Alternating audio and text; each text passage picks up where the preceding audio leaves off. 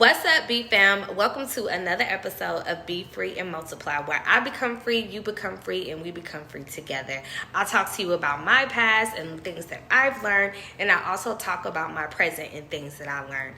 Listen, I hope y'all are okay with me being in my PJs because, listen, okay, I'm ready to go to bed. But I wanted to drop this gem first. So you know what I'm about to say. Let's get into the topic.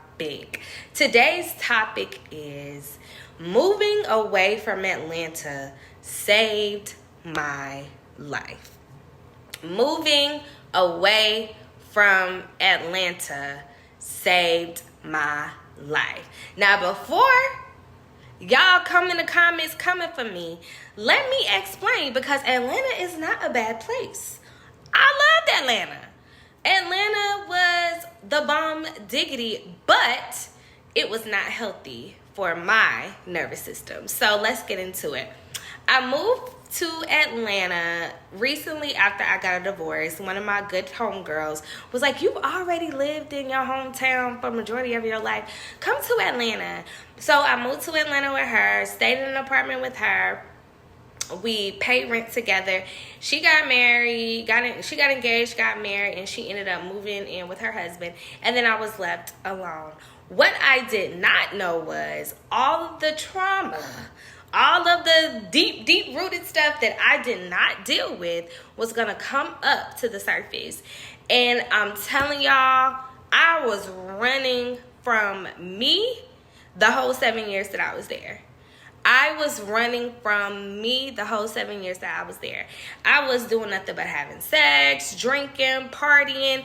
Of course, I was working, and I was also getting my master's at the time. So I made sure that those ducks was in a row. But deep down inside, I really wasn't happy with myself. I was dating men that I knew I shouldn't have been dating, chasing men, popping up at people's houses. I mean, just doing the most. Was not focused at all. And the crazy thing about it was, I remember before I left my hometown to go to my homegirl house, her apartment, I remember my aunt texting me, and she said, "God wants me to let you know that you should stay here, save your money, and then you can move to the place that he tells you to move to." I wasn't trying to hear that because I was in so much pain. I just wanted to run. The things that I went through in my marriage were not healthy for myself nor for my ex-husband at the time.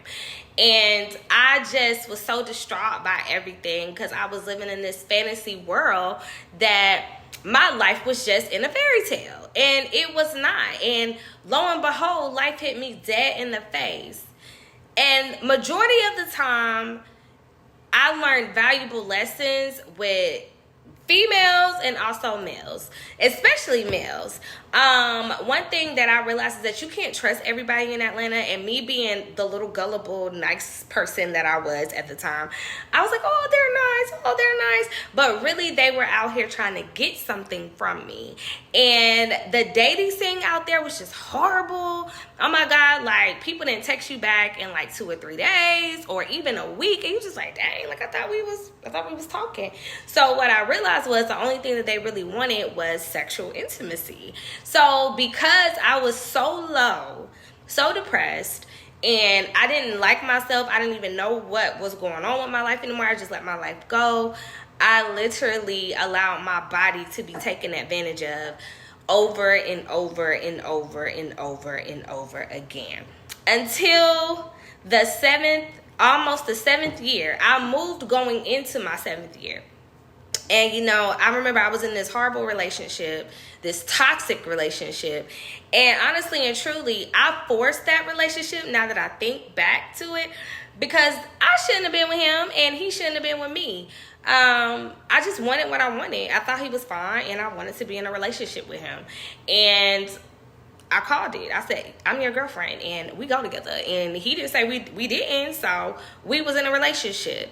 And, that relationship was very toxic, and it was a lot of things that happened that at my big age at the time I should not have been going through.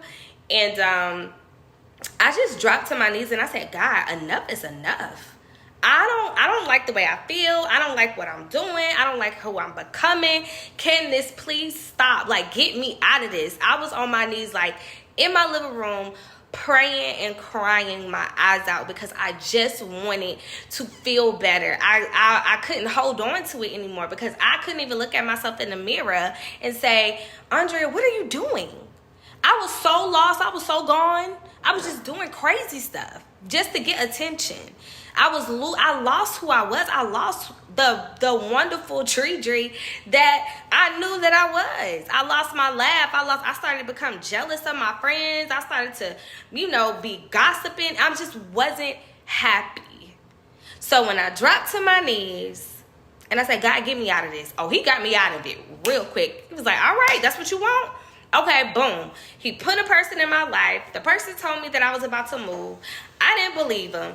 I got a word in a dream that I was about to move. Actually moved. And when I got to the place that I moved to, everything just unraveled. And I wailed. And I'm not even done crying. I'm still crying to this day. And I've been here now for 2 years and maybe like 6-7 months.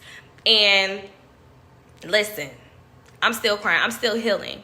But it saved my life because if I were to continue to go down that path and go down that road, if I was still in Atlanta, sleeping with people, dating people, hanging out with the wrong crowd. I mean, I had good crowds too, that I hung out with, people that I actually grew up with. But I always was finding myself in big crowds of people, of groups. And if I was continuing to do that and didn't allow myself to heal, y'all, I don't think I would still be here on earth.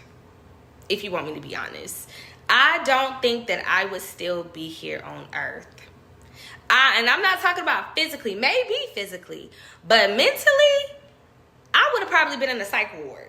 Because I probably would have had a mental breakdown because of the things that I was putting myself through. So I had to get moved across the country to a place where I know nobody so that I could deal with me.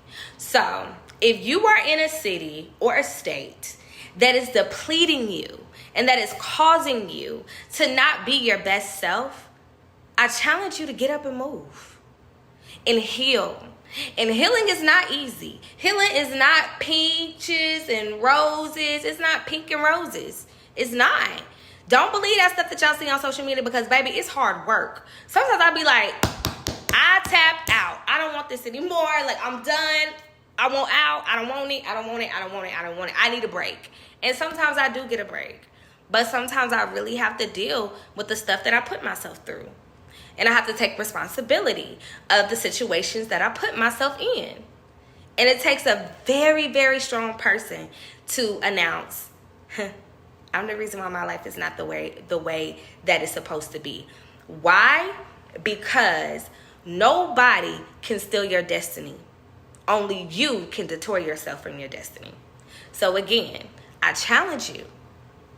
If you are in a city or a state where you feel depleted, I challenge you to ask God, where can I go so that I can become new and the person that you want me to become?